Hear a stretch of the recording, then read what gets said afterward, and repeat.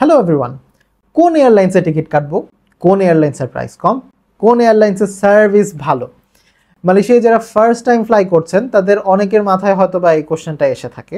আসলে এই পরিস্থিতিটাতে যখন স্টুডেন্টরা যেতে চায় সেই সময় এই লাক্সারিটা থাকে না যে আপনি এয়ারলাইন্সে কোনটাতে যাবেন সেটা সিলেক্ট করবেন, কারণ সেই সময় দেখা যায় সবচেয়ে চিপেস্ট ফেয়ার যে এয়ারলাইন্সের সেটাতেই স্টুডেন্টদের যেতে হয়।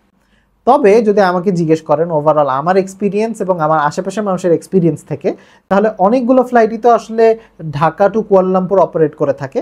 অ্যামং দেম যদি আপনি বাজেট প্লাস সার্ভিসের কথা তুলনা করেন, তাহলে আমার দেখা মতো সবচেয়ে ভালো এয়ারলাইন্স হচ্ছে মালিন্দো বা বাতিক এয়ার। তবে আপনাদের সাথে একটা হ্যাক শেয়ার করি। আপনারা যারা মালয়েশিয়া স্টুডেন্ট ভিসায় যাচ্ছেন তারা সিঙ্গাপুর এয়ারলাইন্সে একটা স্টুডেন্ট অ্যাকাউন্ট ক্রিয়েট করতে পারেন।